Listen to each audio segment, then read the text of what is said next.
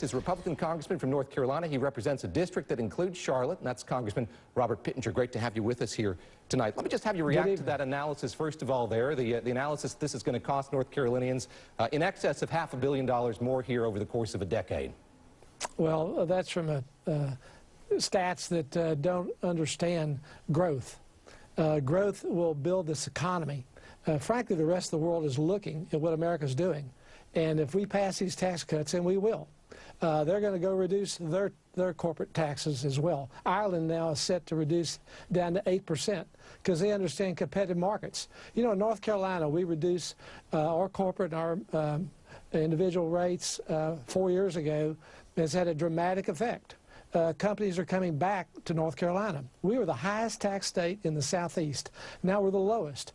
And our growth has grown exponentially because we become competitive. And that's what's so important for this country and important for North Carolina. Frankly, the average North Carolinian will have a $2,100 rebate back because of these tax cuts. Is that by 2027, that stat you just said there? Yes, an annual rebate of $2,100. I think a lot of folks in Laurinburg or Lumberton, North Carolina, might be wondering here about the prospects for the kind of growth you described. There was an event at which Gary Cohn of the National Economic Council was speaking. He asked CEOs in attendance how many of them, in light of a tax cut, would be willing to hire more, to spend more, invest more in their businesses, and he was surprised by how few hands went up. When you look at where unemployment is in this country at this point, when you look at the value of many companies, are you at all worried here that the economy is going to get a little too hot? No, sir. I've been out of my district. I've got 8 counties going out east of Charlotte, and these are rural counties. These are poor counties, and the businesses out there, they're ready to expand. They are grateful to have this type of tax cut because they'll have more capital to expand. I've been in Anson County and Scotland County, Richmond County. These are very poor counties, but they've got some businesses there that will be able to expand and hire more people because of what we're doing.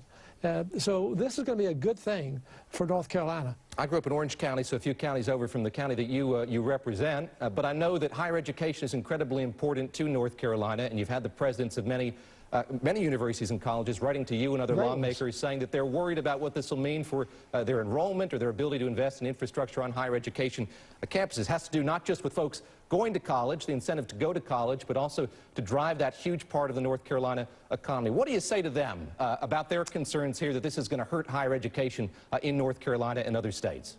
To the contrary, it's going to grow our economy. It's going to create more revenue back to our state, and it's going to create jobs. So that's what this is all about. Frankly, North Carolina has the most cost-effective education, higher education in the country, as well as our community college system.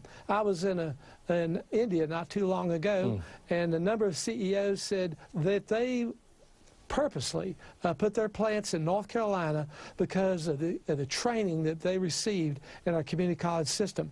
We have a great educational system in North Carolina, and it will expand because of what happens with these tax cuts and the revenue that will come back to our own coffers.